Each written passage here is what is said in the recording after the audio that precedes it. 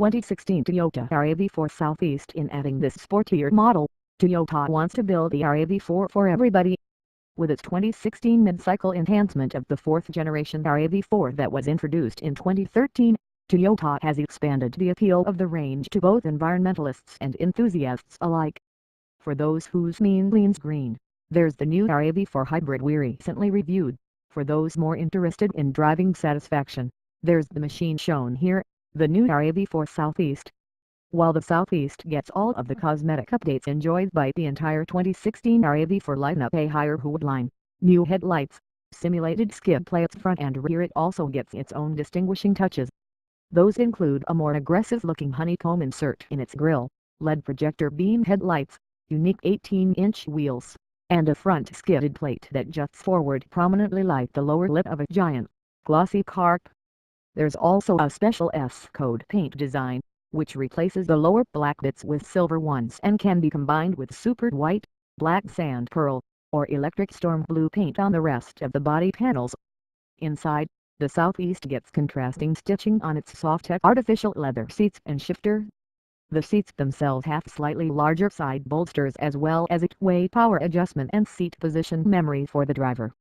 The available interior color choices are black and black/cinnamon combined with a black headliner and gunmetal gray trim. Such cosmetic touches are all well and good, but where, you might wonder, are the Southeast's performance upgrades? The Energizer under the hood is the same to a RFE engine introduced in the last generation RAV4 and used by every other member of the line except the hybrid. The transmission is also the shared 6-speed automatic, but in the Southeast it comes with paddle shifters to facilitate manual gear selection. The biggest mechanical changes are in the suspension, which has been made more athletic all around, thanks to stiffer springs, larger anti-roll bars, and firmer damping.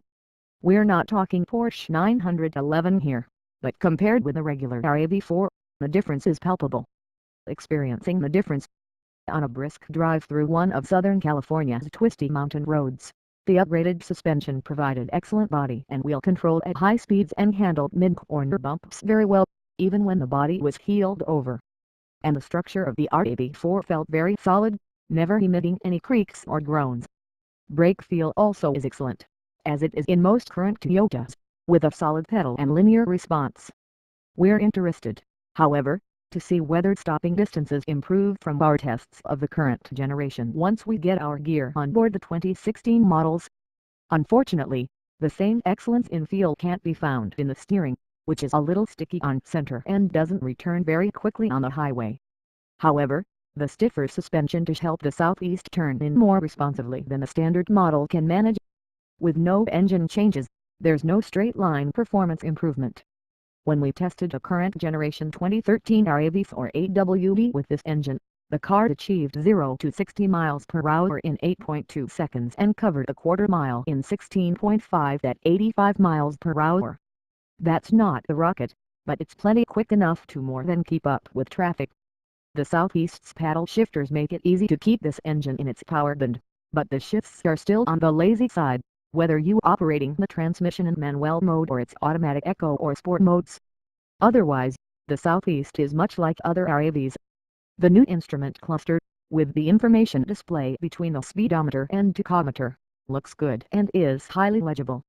And the higher dose of standard electronic features is appreciated. We're less sure about the mystery fiber trim panels that adorn the doors and the center console. As in all RAV4s, rear seat space looks good on paper with 46 cubic feet, but when you try the seat, you'll find the H-point is pretty low and that most folks' thighs don't contact the cushion.